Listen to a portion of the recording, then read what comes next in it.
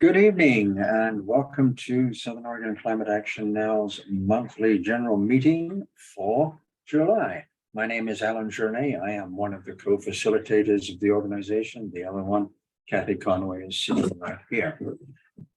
This is a very exciting program. We're really looking forward to it. And before we get to it, a few housekeeping words. Some Zoom tips. Please mute yourself now and stay muted during the program. We'd appreciate that.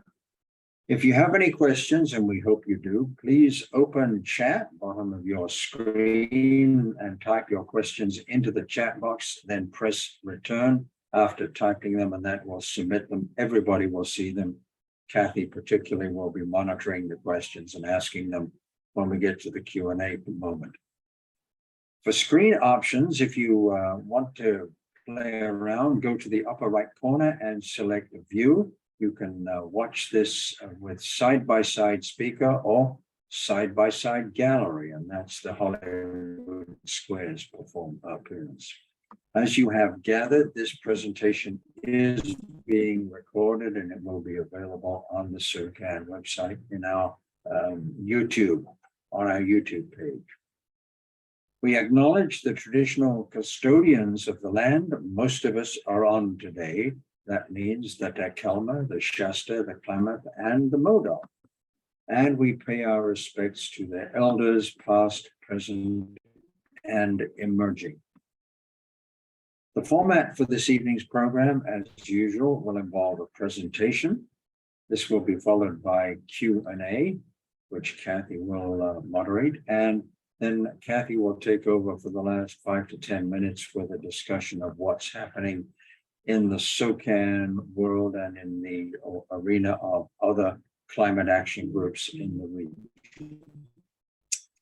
We also will have on the website links available as Ken is talking this evening and mentions various items. If you go to socan.eco/action and look under collective action, select energy and renewable energy, and any of the links that are mentioned today will be available. And that will include the Jefferson Exchange interview that was aired a week or so ago. The program this evening is one which we've been looking forward to for some time. Many of you will be aware that the concept of hydrogen comes up time and time again when folks are talking about the future of energy. And so we have invited Ken to come and talk to us about hydrogen. Is it a useful tool? Is it a fossil industry ruse? Ken is the Director of Hydrogen Development for Obsidian Renewables, which he joined in January of 2021, excuse me. Ken provides a deep background in the Northwest energy industry, especially relating to challenges of accommodating variable renewable resources on the grid.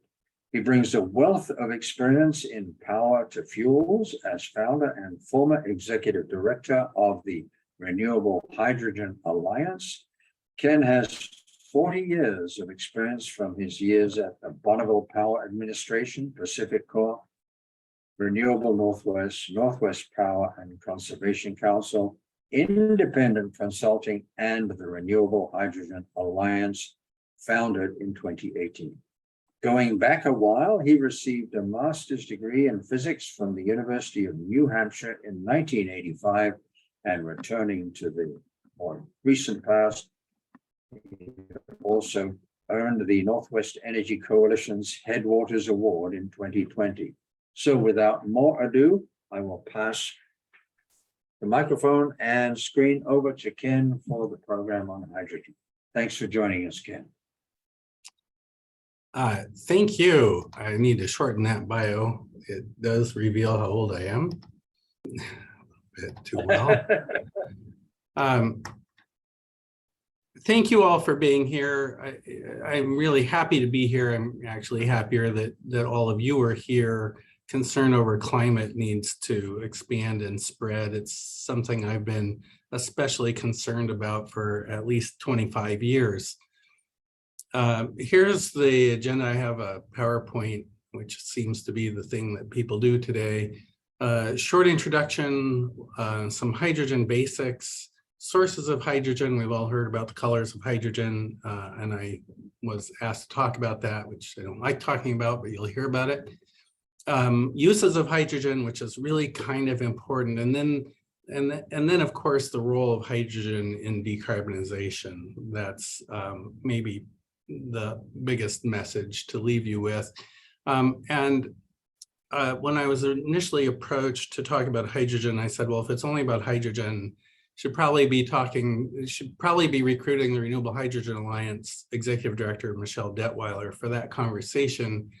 She's taken my place as Executive Director of the Renewable Hydrogen Alliance, and she's a very good speaker and knows this stuff about as well as I do.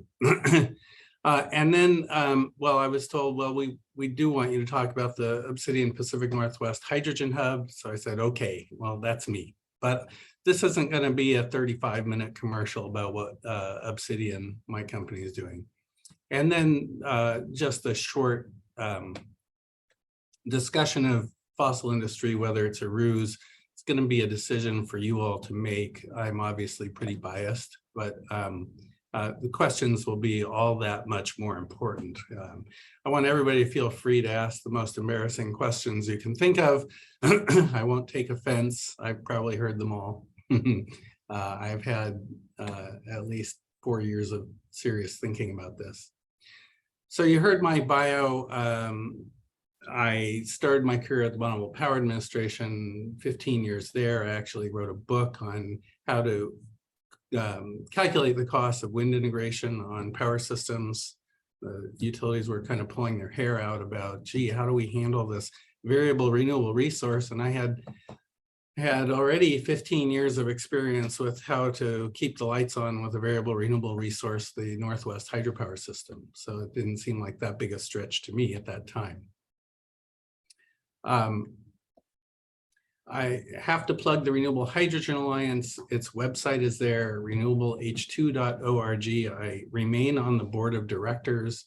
Their mission is to promote using renewable electricity to produce climate neutral fuels for reducing dependence on fossil fuels. It's God honest truth. That's their mission. That's what they're trying to do. We do have a couple of gas companies who are members of the organization, but they don't fund it in the majority by any stretch of the imagination. As a growing and diverse membership, there are over 70 members now, and I will say that the startup was largely financed out of my retirement account. I now work for Obsidian Renewables. We're based in Lake Oswego, suburb of Portland, and we're pioneer. I've been here a year and a half, so it predates my joining the company, but the pioneer in utility scale solar development in the state. Currently, our big project in late stages of development is the Fort Rock solar project, 400 megawatts in South Central Oregon. That's a huge project. It's been at least 5 years in development, and it's to a point now where it's pretty much ready to sell. So that's who we are. And currently we're developing something called the Obsidian Pacific Northwest Hydrogen Hub, which you'll hear about briefly at the end of the presentation. So a little bit about hydrogen. Hydrogen is the lightest and simplest element in the periodic table. It's the first element formed after the Big Bang, according to scientists. Despite all the talk about colors of hydrogen, it has no actual color. It's odorless. It's non-toxic, kind of like helium. You can breathe it, nothing happens to you. It is highly flammable. Everyone likes to talk about the Hindenburg, and you can ask me questions about that at the end if you'd like.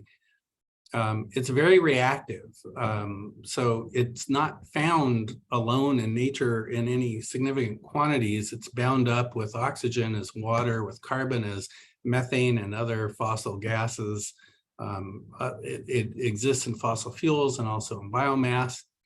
As I said, you can't really just find it coming out of the ground. So it has to, if you want to isolate it, you pretty much have to separate it from some other substance that is commonly found. If you burn it in air, it forms mostly pure water. So there's no carbon emissions from that.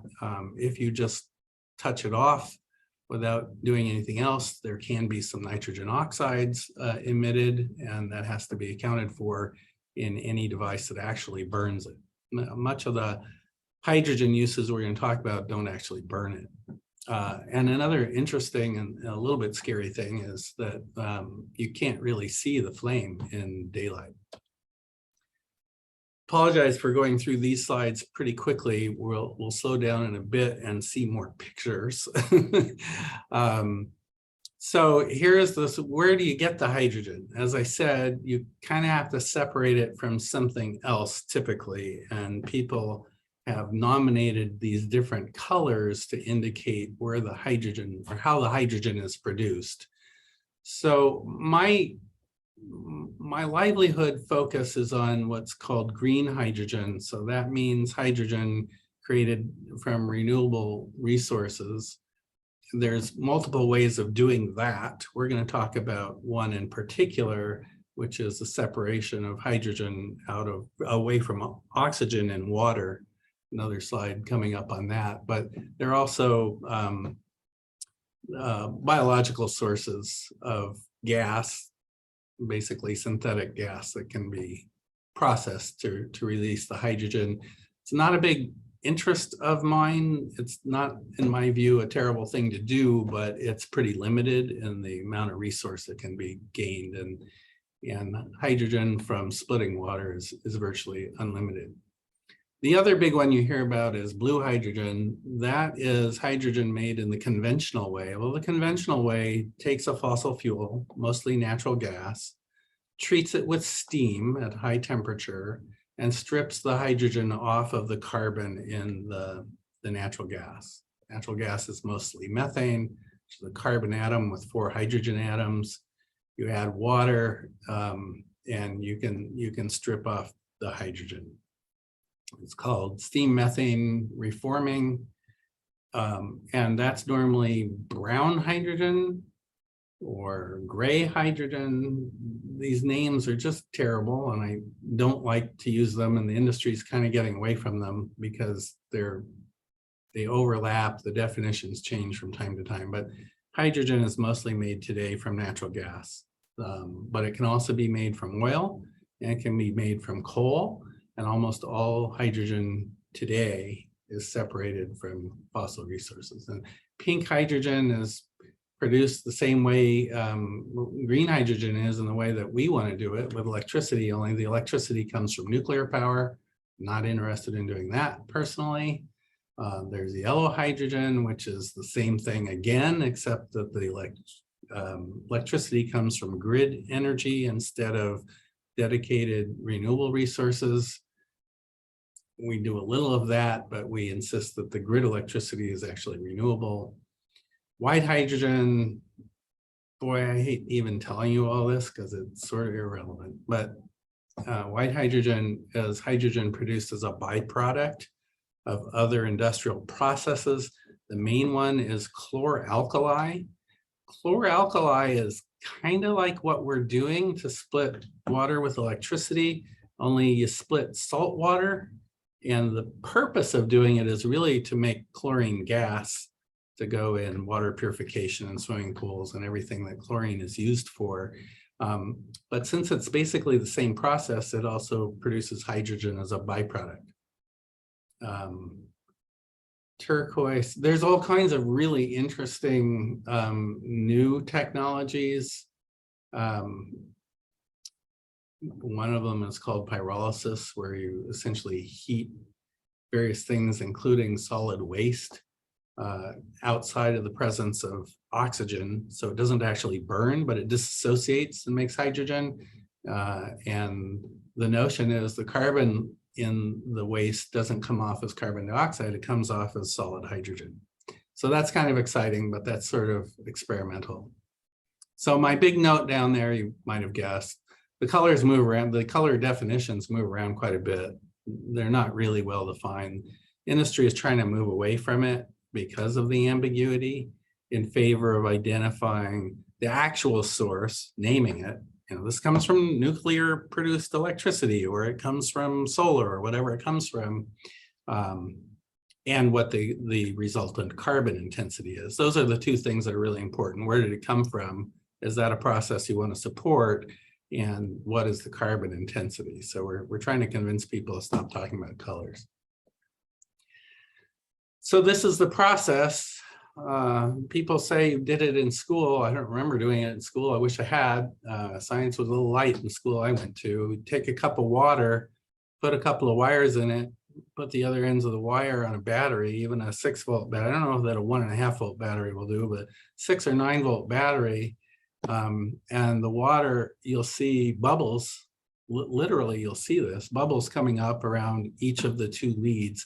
Hydrogen comes off of the negative side of the battery, the lead going to the negative side of the battery. Oxygen over the positive side. It works better if it's not utterly pure water.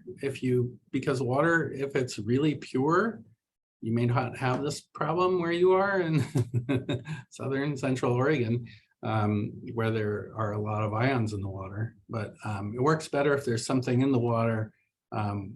And so if you do this at home, you can put a little bit of baking soda in there. Don't put salt, because then you have chloralkali and you could be breathing chlorine gas. So that basic process, 2 wires and a bucket of water, it's been around for 200 years. It's been done at industrial scale for about a century. Large industrial scale for about a century. I'll show you a picture in a minute. There is a newer technology. There are several newer technologies. There's a newer technology that's at a commercially available stage called the proton exchange membrane, which basically does the same thing, but it's more or less a solid state version. And this is not quite at the cost and efficiency of the other kind, the alkaline kind. Called alkaline because they use an alkaline solution in the water. They don't normally use salt. It's not quite there, but the expectation is that the technology is improving quite rapidly, and there are huge numbers of new market entrants trying to sell these things. And we are interested. They have some advantages that we can talk about if somebody wants to know. So the 200 years ago, so these are 2 plants built in Norway. The first one on the left was built in 1927. Why? Why did they build these? Why Norway? Why then? Norway is 93 or 97% hydro. They built a bunch of hydro projects. They had more hydropower than they needed. What are you going to do with the surplus if you don't have enough users of the electricity? Well, you can make hydrogen. So they made hydrogen, and that project ended in the 1970s, and another one went from 1953 to 1991. These are huge projects, 135 megawatts each, producing about 3 tons of hydrogen a day. No, 3,000 tons of hydrogen an hour. Is that right? 3 tons per hour, sorry. And use renewable electricity to do it. What did they do with the hydrogen? Well, hydrogen is an indispensable ingredient in making ammonia. So around 1917, a guy named Haber invented a process for making nitrogen fertilizers. Well, for making ammonia, which is the prime ingredient to nitrogen fertilizers and is sometimes applied directly as a nitrogen fertilizer. Before then, it was all manure, and it was very limited, and it was threatening to limit the world's population. We just couldn't make enough food without more nitrogen fertilizers. And so this process in 1917 really opened the door to modern agriculture. We wouldn't support the earth without these, unfortunately, inorganic fertilizers, but there it is. And that's what they did. So this has been around a long time. And I bristle a little bit when people say, well, this isn't really commercial. It's not really proven. It's been around for a century. Get off my soapbox there. Almost as I said, almost all hydrogen today comes from fossil fuels, most of it from natural gas. When you combine the steam with the natural gas, it lets the hydrogen off of the carbon atom. The carbon atom attaches to the oxygen in steam. Steam is, water, H2O. So it grabs the O out of the steam and makes carbon dioxide. So it has a big carbon footprint. About 2 to 2.4% of greenhouse gases are emitted from the production of ammonia. And again, that ammonia is necessary to uphold our agricultural industry.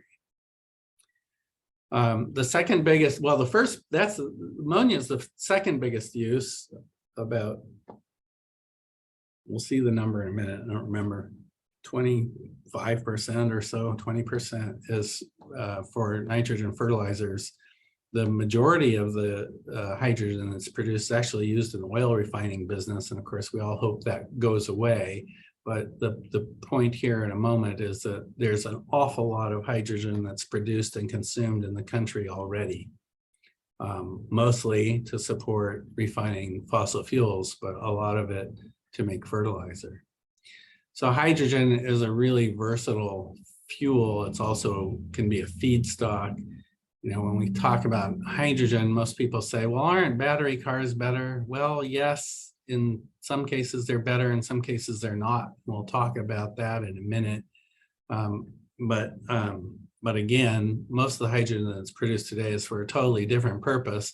And the amount that's used for these transportation applications is just tiny today. We hope it will increase. But hydrogen can go in cars, trucks, forklifts. Forklifts is the big one today, about 50,000 of them running around warehouses at Amazon and Walgreens and Walmart. Hydrogen buses, hydrogen trains, marine craft, and even aircraft. Washington State turns out to be a place for developing hydrogen aircraft.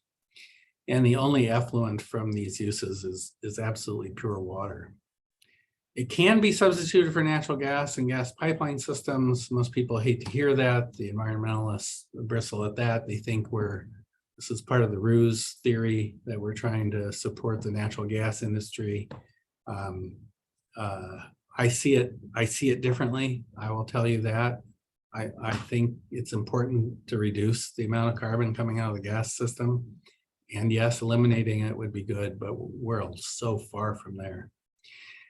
It's an important substitute feedstock for fossil fuels. For example, big example is steel manufacturing.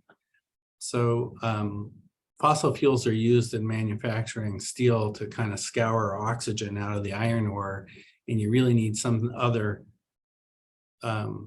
it's not just heat that they need a chemical reaction to scour that oxygen, and hydrogen can provide it.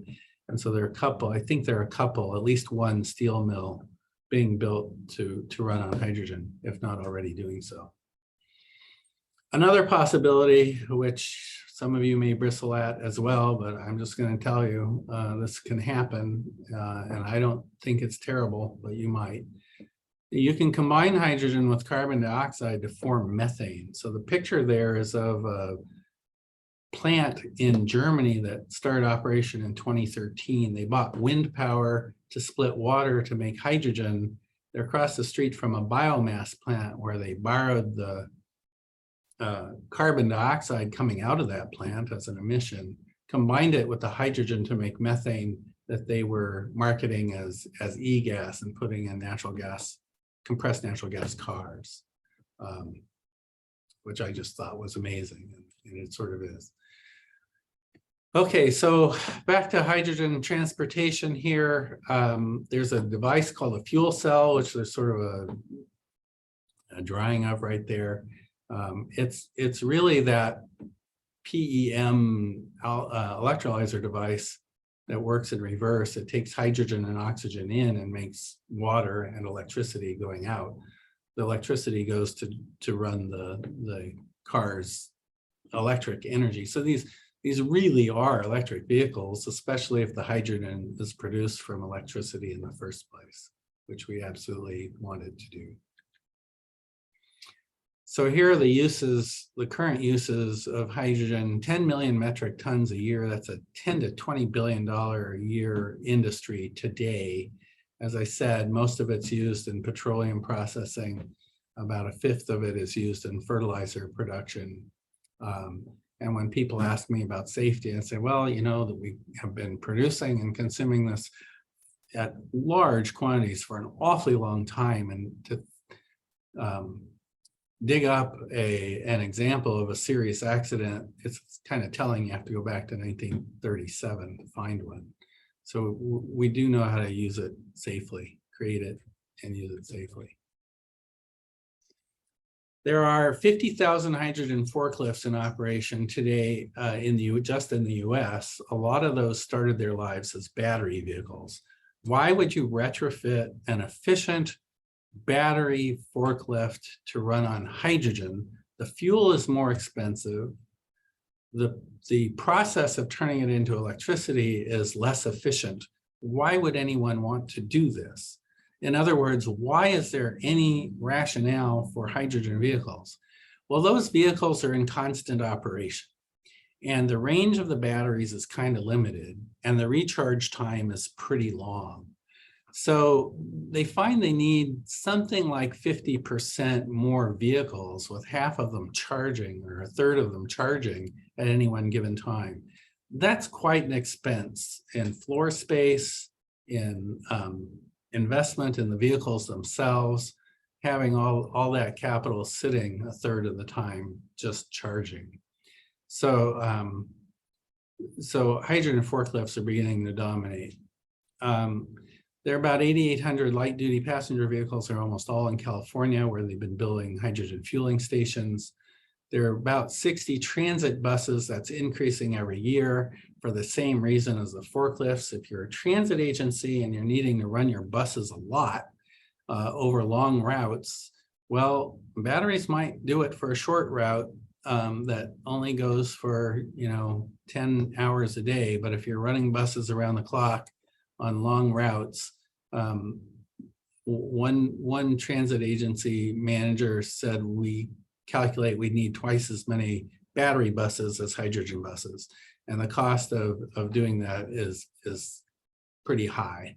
Another capital budgets guy at a significant transit agency called me and said, hey, we're being told we need to do battery buses. I just don't see how we're going to.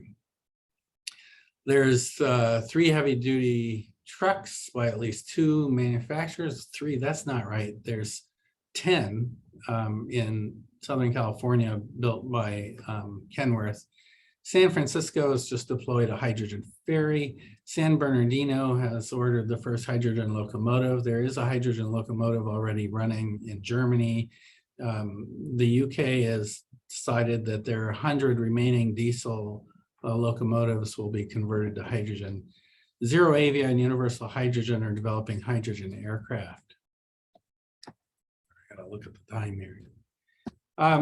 So here's pictures. I had to show the aircraft on the upper right. The one in the far upper right is the Zero Avia airplane that is flying, making test flights. Universal Hydrogen is working on a Dash 8, which is that other Alaska Airlines looking airplane. That specific photo is not a hydrogen aircraft. I just wanted to show you what they're working on. That one is being certified through a process going on in Moses Lake, Washington right now, and set to take its first test flight next month. Very exciting.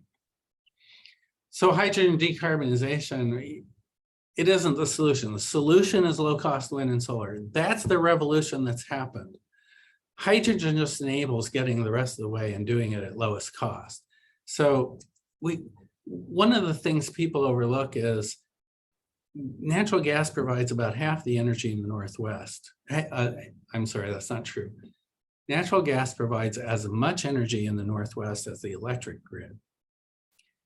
The biggest contributor to carbon emissions in the Northwest is actually transportation.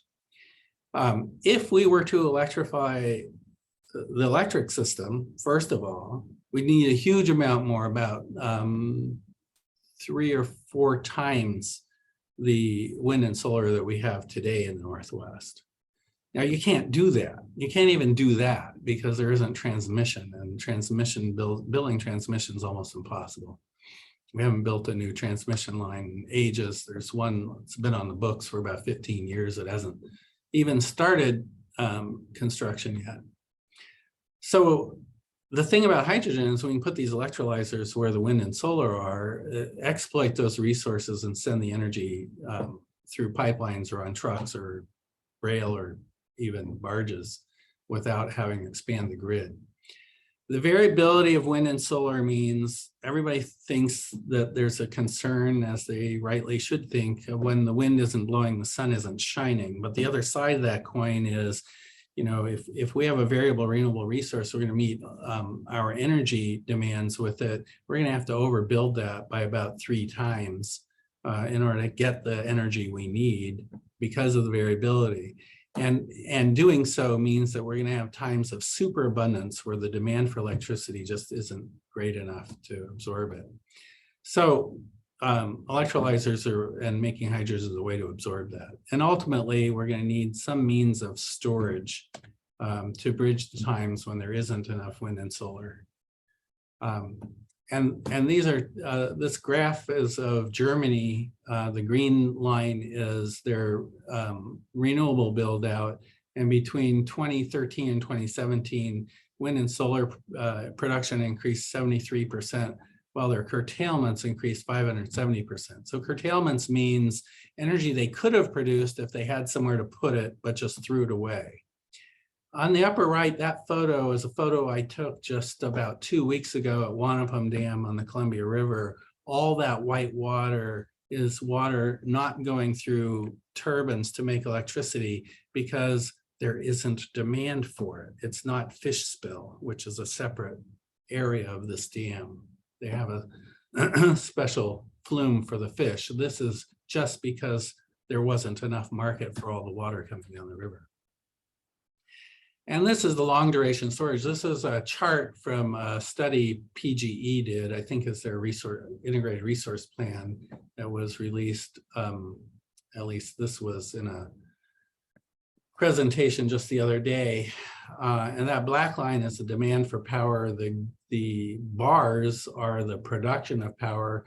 That pinkish one that goes negative, that shows storage and load reductions that they can do, they can call on. Where the black line is above the bars on the right side, each of those double humps is a day, shows basically 3 days of not being able to meet load. Even though they can produce enough energy to meet the demand for a year, the energy demand for a year, there are times when the wind and solar just aren't sufficient. And this is a 3-day period. Now you could fill that 3-day period with batteries or pumped hydro or whatever. The cost of doing that just for those 3 days would be about $12 billion of today's cost of batteries. Now that's almost twice the cost of the renewable investment to get you to 100%, would be in batteries to cover those 3 days, just for reliability. Today, we just run fossil fuels, but we don't want to do that, right? We want to do something else. Well, the other thing we can do is we can make synthetic fuels from renewable electricity at today's cost of about $800 million instead of $12 billion. And that cost is falling very, very rapidly. So I'm sort of at the end of my time here. I just, this is our plug for this hydrogen hub proposal that we have. We have identified 2 sites, major sites of production and consumption, where we're going to have wind and solar resources that go to the electrolyzer, what we call behind the meter. So they don't go over the power grid. We won't burden the transmission system to get the lowest cost, quickest renewable electricity to the electrolyzer. We plan to have the electrolyzer connected to the grid, and it will make opportunistic purchases of power when it's in superabundance, like it was the other day up at Wanapum. So that's happening. We're proposing Moses Lake in central Washington and the Hermiston Boardman area as the second one, connecting those with a big pipe. The pipe serves double duty in moving the hydrogen and also storing it, so the variability of the production can be averaged over, so we have a continuous supply to the users at Moses Lake and in the Hermiston area, which we plan to be large ammonia production facilities. Not large as those things go, but probably mid-sized to medium small sized ammonia facilities as ammonia facilities go. But it tells a great story to use local renewable electricity to produce fertilizer that today all comes from fossil fuels imported from the Gulf Coast and abroad. Those yellow diamonds are industrial parks that we want to hit and provide hydrogen to, largely for backup generation at data centers. Could be hospitals or others, but data centers are the big ones. They all have diesel backup generators. They all, pretty much all of them, want to get off diesel. They have air quality concerns and constraints that the hydrogen gets around because there are basically no emissions from the hydrogen. And we're hoping that they'll help pay for the pipeline. In the meantime, we'll hit fleets at warehouses, ports, new fueling stations, which will be very small users at the get-go, but we expect that to increase over time. So is it a fossil industry ruse? You're all going to make up your own minds. You can put hydrogen in a gas pipeline. It would reduce the carbon footprint of the gas system. People think that's a sin, but I'm here to tell you, I've been in the electric industry for a long time. Since the late 90s, we've been standing up wind and solar, and we're now at 11% on the electric grid in the Northwest. And so far on the gas system, we're basically at zero. And the folks who complain about putting hydrogen in the gas system, to me, are saying, well, we don't want to go above zero. We're just going to dismantle the gas system tomorrow. It's just not possible. It's as important to the energy use in the Northwest as the electric grid. And just think about turning the electric grid off overnight. That just isn't going to happen. We need a transition plan, and I think hydrogen is part of it. It's not part of our business plan because it irritates environmentalists, but I think it's just going to come to pass. Is the fossil industry trying to use hydrogen as a cover to maintain its business? I can't hardly think of an industry that does more harm to its cause than what they're doing. And I would say, yes, in some cases, they're definitely trying to do that. And it certainly gets in the way of what we're trying to do. But my plea, if you're concerned about that, concerned about hydrogen, is just don't throw the baby out with the bathwater. There may be some bad actors. God knows, I was at a conference in Houston and all they could talk about was blue hydrogen, which means continuing to exploit fossil fuels to make hydrogen and sequester the carbon. We don't want to have anything to do with that. I think politically it's dead on the West Coast anyway. We have no place to put the carbon dioxide because we don't have anywhere underground to put it. So I just don't think it's an issue here. And I'm not crazy about it, and I think it's oversold. So how bad did I do? Not too bad. Questions, please. All right, thank you very much, Ken. We have a few questions, and if anybody has any others, go ahead and add them to the chat. The first one came in as you were starting showing the process, and the question was from Ted, would the bubbles come out of the water if there is high pressure? If so, would you get pre-pressurized hydrogen? Oh, that's a great question. For the most part, the alkaline technology, where it's 2 wires in a bucket of water that comes off generally at atmospheric pressure. The other technology, the proton exchange membrane, PEM, that comes off at about 50 bar, which means 50 atmospheres. So what is that, about 700 PSI? So yeah, both at atmospheric and at some pressure. The PEM is at a pressure that's probably a right pressure for the pipeline. Okay, thank you. From Denise, are there hydrogen passenger vehicles now or being planned that create their own hydrogen without depending on external hydrogen as a fuel source? There are not. That would be a wonderful thing to do, but the process of creating hydrogen it's not cheap. So you want to do it at scale. It's something you don't want to mess too much with at home if you're not careful with the safety. The fueling of, I mean, in theory, you could have an electrolyzer in the car, plug the car in, fill it with a couple of gallons of water and make all the hydrogen you need for a while. But that's difficult. No, there are no such cars today, but it's a cool idea. My actual fantasy for the cars is we have at our house, we have a plug-in hybrid. So it'll run about 25 miles on a battery, which is about all the more we do on most days. And then when the battery runs out, the gasoline engine goes on, and that car, of course, has a range of 500 or 600 miles. It's not an issue.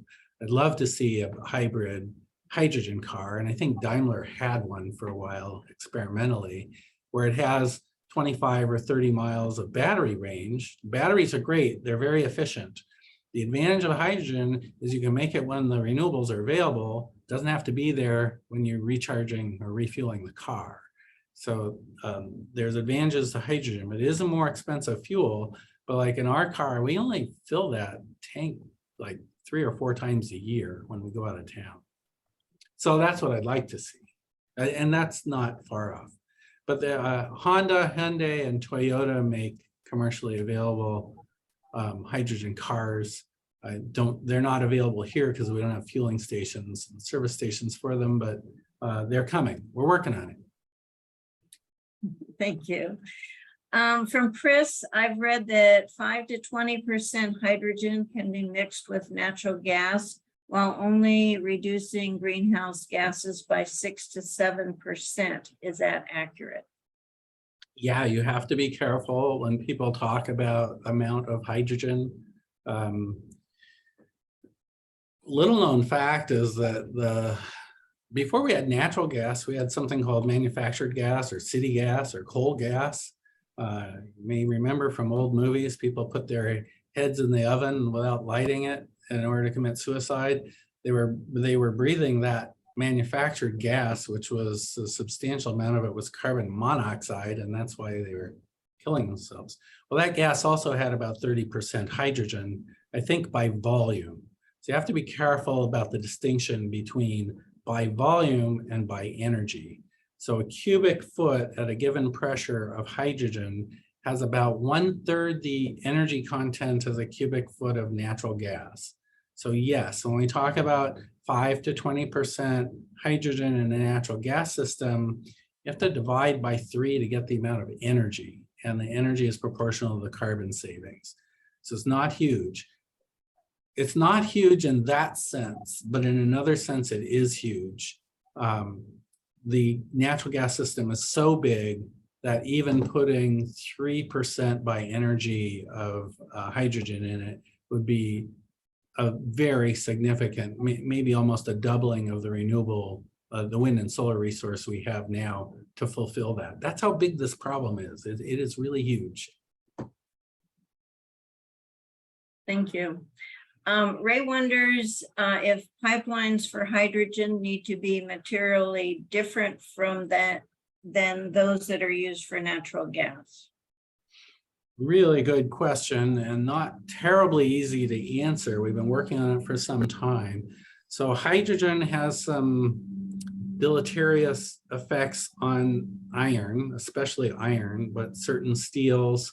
So that's why it's limited, sort of. It's one of the reasons it's limited to 5 to 20%, is it can cause metal embrittlement, especially on older pipes. Potentially, yes. Now, I've read things that say 5%, again, by volume, not by energy, it's basically not noticeable, but it would be of greater concern in older pipes. In our proposal, we're not proposing to blend the hydrogen with natural gas. These are all hydrogen pipelines, 100% hydrogen pipelines that we envision. And we're working with companies now to determine what the most appropriate material is. And there are trade-offs. Some are better at high pressure, some are better at cycling pressures up and down. And we've been talking a lot lately with poly pipe manufacturers that don't have the problems with hydrogen embrittlement. That's pretty exciting, but there can be other issues. All of that is stuff we're trying to nail down. We're a developer. We're not going to own or operate this pipeline system or probably the ammonia facility. We're trying to get the right partners to the table. So we're right now prospecting for the right pipeline partner to help nail this stuff down. And as you probably heard, there's this $8 billion in the infrastructure bill for hydrogen hubs. We're actually developing this project idea about 4 months before that ever came out. We're proposing this for some of that money and looking for pipeline partners now who will help do the engineering work on this and figure stuff like that out. But we are talking to engineers now about how to optimize that. And it is an optimization question. So it's not an easy question to answer, but it's an exciting one for Thank you. nerds like me. We're running out of time, but we'll try to take a few more. Roe asked, considering that all pipelines leak, is there any problem with leakage of hydrogen? That's a really good question. So hydrogen being the smallest molecule is the slipperiest one, the one that most easily leaks. So we are concerned about leakage. Now, people are concerned about natural gas leakage, rightly so. Methane is a very potent greenhouse gas. And when it gets into the atmosphere through leaking, of course, we don't want it to leak, but it does leak. It causes a lot of greenhouse gas impacts. From what I've read, almost the vast majority of that leakage actually comes from production wells. So pipes do leak. New pipes leak less than old pipes. We expect there will be some leakage, but it should be a small fraction of what natural gas is leaking into the atmosphere because we don't have those production wells. The leakage will only be from the pipes. One of the questions we have for the poly people is, plastic is permeable, so there's probably hydrogen moving through it. How much hydrogen does move through it? We don't right now know. In steel pipes, they aren't really permeable, at least not to the extent where the hydrogen would escape, but welds can leak, and so monitoring that, making sure that the pipes are sealed, having hydrogen monitors so we know when that's happening will be very important. But we expect the leakage to be very small and not as great as there are papers showing that hydrogen undergoes some chemical reactions in the upper atmosphere that can add to the greenhouse gas issue. So we are concerned about it, and we need to keep it to a minimum, but it should be a tiny fraction of what's going on now with natural gas. So kind of an extension of that same idea from John. One issue with hydrogen as a transportation vehicle fuel is storage in quantities comparable to a tank of gasoline. Also, hydrogen is a small molecule and tends to leak through normal storage materials. How has storage technology improved to make hydrogen a practical transportation fuel? I can answer this and I cannot answer it. I will do both. I don't know how they did it, but I know that they did do it. So the Toyota Mirai has several hundred miles, somewhere between depends on how you drive, I suppose. So somewhere between 300 and 500 miles of range. Now the hydrogen tank, so yes, it's a small molecule and it's very diffuse, has lower energy content per cubic foot than natural gas at the same pressure. In order to get enough energy into a passenger car, you have to squish it down at very high pressure. They're at 10,000 PSI. And there are two pretty big tanks in that car, bigger than maybe twice, 2.5 times the size of a normal gasoline tank in that car. They're big, round, high pressure tanks, and they do fit in the car to give it the range of a gasoline car. There must have been some breakthrough in tank technology that allows for this, but it seems to have been done. These 10,000 PSI tanks are kind of the standard, and they're even looking at transporting hydrogen at even higher pressures by truck. So yeah, they're doing it, and cars are the hard one. On a truck or a train or a bus, there isn't really the volume limit that you have in a car. It does become a problem in the aircraft. So the two companies I mentioned, AeroAvia and Universal Hydrogen, they are taking out some seats in order to get enough hydrogen on those planes. And these are retrofits, so they're not really redesigning the plane. They're taking existing planes and adding hydrogen to them. All right, from Alan, would you please talk about the merits of installation of renewable energy sources at hydrogen plants rather than using grid sources?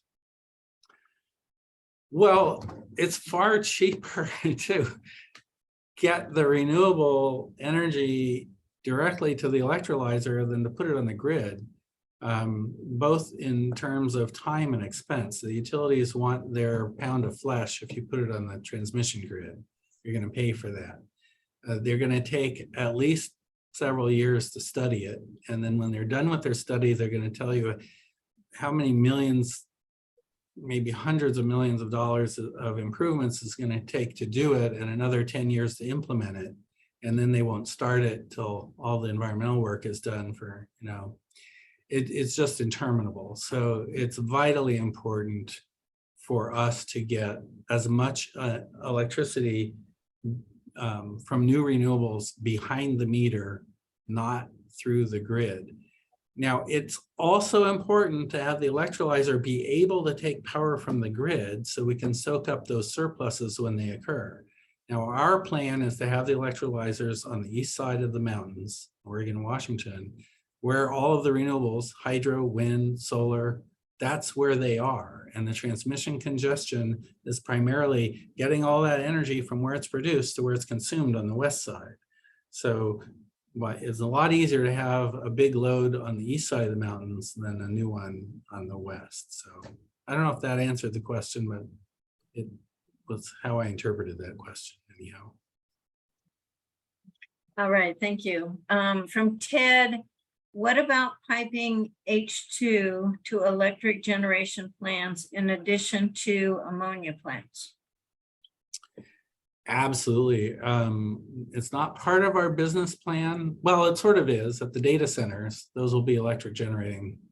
They're backup generators. They're just small ones, relatively small to what the utilities have. But we're absolutely talking to utilities about that with some positive response. In the Hermiston area at Northeast Oregon site, there are 5 gas plants there. And because we don't want to talk to anyone about mixing hydrogen with natural gas for political and environmental reasons, people object to it. But it's there. It would be a huge sink for hydrogen if we did that. In Oregon, you can't build a new natural gas plant, but there's no alternative to using those thermal plants to produce electricity when the wind's not blowing, the sun's not shining. Just astronomically expensive to do anything else but run those plants on synthetic fuels. And that's just, in my view, inevitable, no matter how much people think it's a bad idea. It just, the lights won't stay on otherwise. All right, we have two more. We're gonna take them and then I'll shorten the ending to try to finish on time. So from Mary, is there a micro hydro option? So for example, can we have our own hydrogen cell batteries, in quotes, to augment our home solar? Yeah, potentially. The advantage of the hydrogen is that it is storable. If you need, batteries are a good option for storing energy up to about 4 hours. If you need to bridge days of energy, then you kind of have to go to hydrogen or ammonia or some other synthetic fuel. So that's possible, but it's not, first line thing that we think about. Okay. The best thing to do with And it, the last- if you read up on this, there's a book called The Hype About Hydrogen by Joseph Rom, which I read. He was a highly placed US DOE, Department of Energy official, and he was countering the hydrogen economy book. So Hype About Hydrogen. I read that book before I started Renewable Hydrogen Alliance.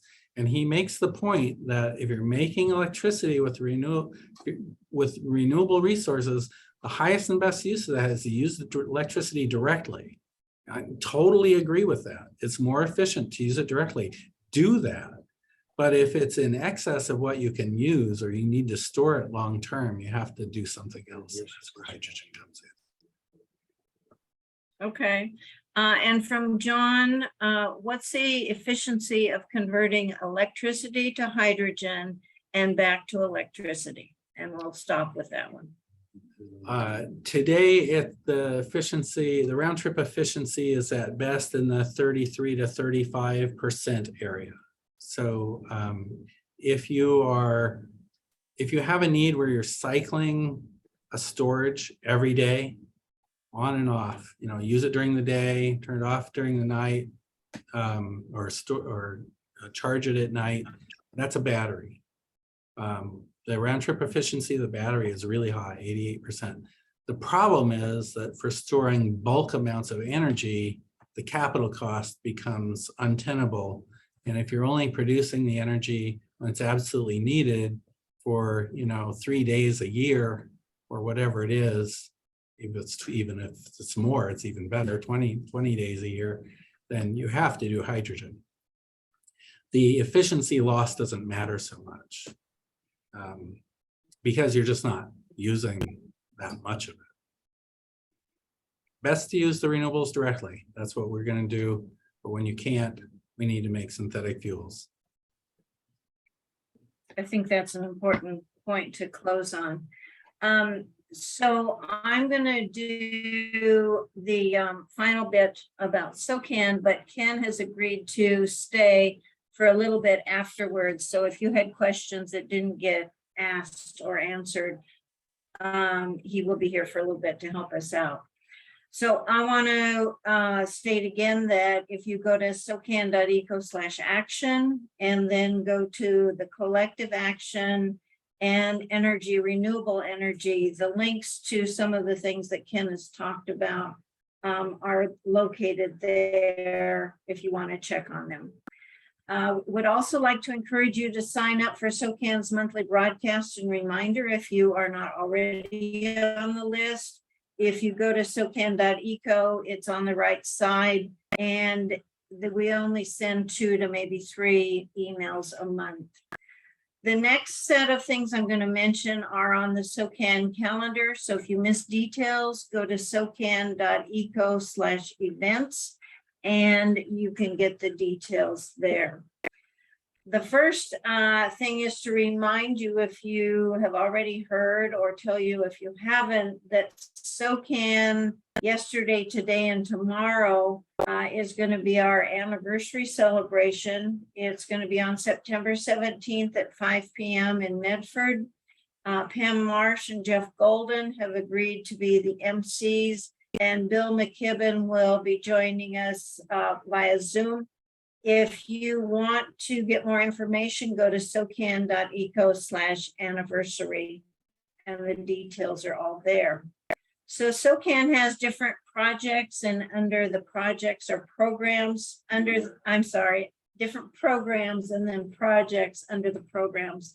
So the government program has the county city project that will meet on Thursday, July 28th. That's this Thursday from 1 to 2:30. And the Zoom link and more information is on the SOCAN calendar. Within that project is some action teams. The Medford action team will meet on Friday, August 5th. That's via Zoom. And the Jacksonville action team will meet on Monday, August 8th. And that's in person at the Jacksonville Library. The government program also has the federal state project. That'll meet August 8th from 2 to 3:30. And that project is developing candidate forums that are going to be held on October 4th and 18th. They'll each be held at the Medford Public Library from 7 to 8:30 with informal meet and greet afterwards. So there's a different focus for each of those. If you're interested, go to the calendar for October 4th and 18th and you'll see the details.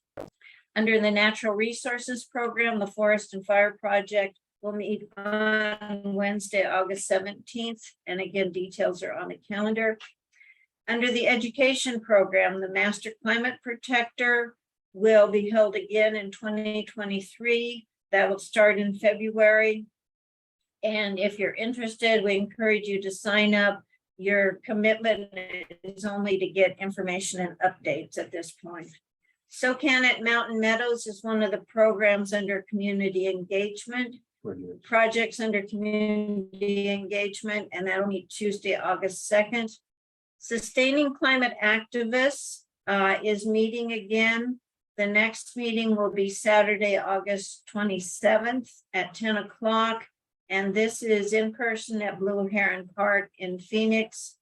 There's a social time and then circling up to check in with each other.